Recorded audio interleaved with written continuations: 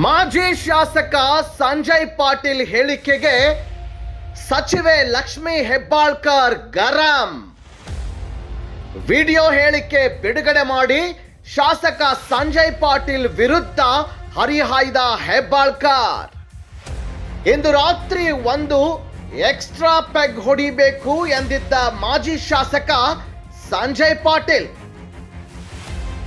BJP ಸಮಾವೇಶದಲ್ಲಿ ಸೇರಿದ ಜನರನ್ನ ನೋಡಿ ಇಂದು ರಾತ್ರಿ ಒಂದು ಪೆಗ್ ಹೊಡಿತಾರೆ ಅಂದಿದ್ದ ಪಾಟೀಲ್ ಪ್ರಚಾರಕ್ಕಾಗಿ ನೀಚತನದ ಕೀಳು ಮಟ್ಟದ ಹೇಳಿಕೆ ನನ್ನ ಬಗ್ಗೆ ಸಂಜಯ್ ಪಾಟೀಲ್ ನೀಡಿದ್ದಾರೆ. ಕರ್ನಾಟಕ ರಾಜ್ಯದ ಮಹಿಳೆಯರು ಮಕ್ಕಳನ್ನ ನಿಭಾಯಿಸುವ ಸಚಿವೆಗೆ ಇವರು ಈ ರೀತಿ ಹೇಳಿಕೆ ನೀಡ್ತಾರೆ. ಈ ಮೂಲಕ ಬಿಜೆಪಿಯವರಿಗೆ ಮಹಿಳೆಯರು ಮತ್ತು ಮಹಿಳಾ ಕುಲದ ಬಗ್ಗೆ ಇರುವ ಗೌರವ ಎಷ್ಟು ಎನ್ನುವುದು ತೋರಿಸುತ್ತೆ. ಬಿಜೆಪಿಯವರ ಎಜೆಂಡಾ ಏನು ಎನ್ನುವುದು ಈ ಮೂಲಕ ಗೊತ್ತಾಗುತ್ತೆ. ಬರೀ ಮಾತಲ್ಲಿ ರಾಮ ಅಂತಾರೆ, ಬೇಟಿ ಬಚಾವ್ ಬೇಟಿ ಪಡಾವ್ ಅಂತಾರೆ. ಪ್ರತಿಯೊಬ್ಬ ಮಹಿಳೆಯನ್ನ ಗೌರವ ನೀಡೋದು ಹಿಂದೂ ಸಂಸ್ಕೃತಿ. ಸಂಜಯ್ ಪಾಟೀಲ್ ಅವರ ಈ ಹೇಳಿಕೆ ಲಕ್ಷ್ಮಿ ಹೆಬ್ಬಾಳ್ಕರ್ ಅಷ್ಟೇ, ರಾಜ್ಯದ ಹಾಗೂ ದೇಶದ ಹೆಣ್ಣು ಮಕ್ಕಳಿಗೆ ಕೂಡ ಮಾಡಿದ ಅವಮಾನ. ನಾನು ರಾಜ್ಯದ ಮಹಿಳೆಯರಿಗೆ ಕರೆ ನೀಡ್ತೀನಿ, ಇಂತಹ ಹಿಡನ್ ಅಜೆಂಡಾ ಇಟ್ಟುಕೊಂಡಿರುವ ಬಿಜೆಪಿಗೆ ಧಿಕ್ಕಾರ ಕೂಗಬೇಕು. ಸಂಜಯ್ ಪಾಟೀಲ್ ಅವರ ಹೇಳಿಕೆಗೆ ಮಾಜಿ ಸಿಎಂ ಜಗದೀಶ್ ಶೆಟ್ಟರ್ ಹಾಗೂ ಮಂಗಳಾ ಅಂಗಡಿಯವರು ನಕ್ಕರು. ಇದು ಬಿಜೆಪಿಯ ಹಿಡನ್ ಅಜೆಂಡಾವನ್ನ ತೋರಿಸುತ್ತೆ.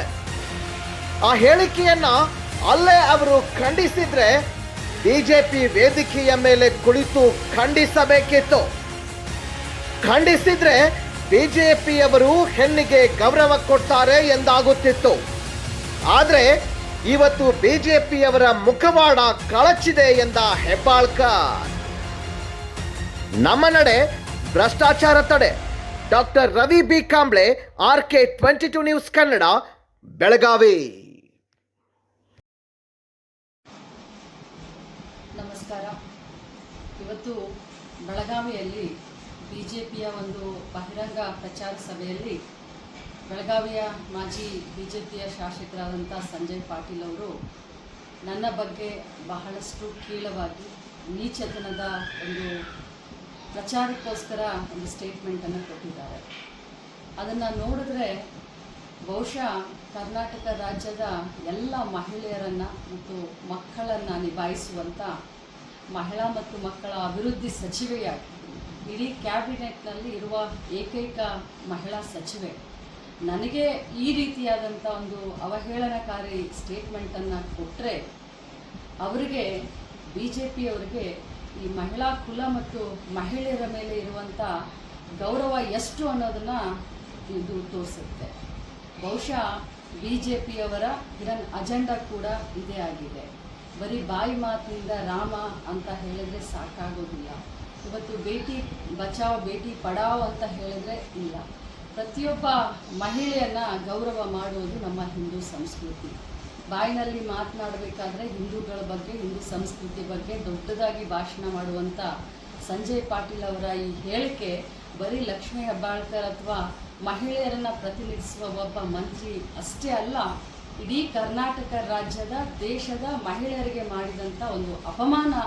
ಈ ಒಂದು ನೀಚ ಹೇಳಿಕೆಯನ್ನು ನಾನು ಖಂಡಿತವಾಗಿ ತಿರಸ್ಕಾರ ಮಾಡ್ತೀನಿ, ಖಂಡಿಸ್ತೀನಿ. ಅದೇ ರೀತಿ ಕರ್ನಾಟಕದ ಎಲ್ಲ ಮಹಿಳೆಯರಿಗೆ ನಾನೊಂದು ಕರೆಯನ್ನು ಕೊಡ್ತೀನಿ. ಇಂಥ ಒಂದು ಹಿಡನ್ ಅಜೆಂಡಾ ಇಟ್ಕೊಂಡಂಥ ಬಿಜೆಪಿಗೆ ತಾವೆಲ್ಲರೂ ಧಿಕ್ಕಾರವನ್ನು ಹೇಳಬೇಕು ಮತ್ತು ಖಂಡಿಸಬೇಕು ಅಂತ ಹೇಳಿ ಈ ಮೂಲಕ ನಾನು ವಿನಂತಿಯನ್ನು ಮಾಡ್ತೀನಿ.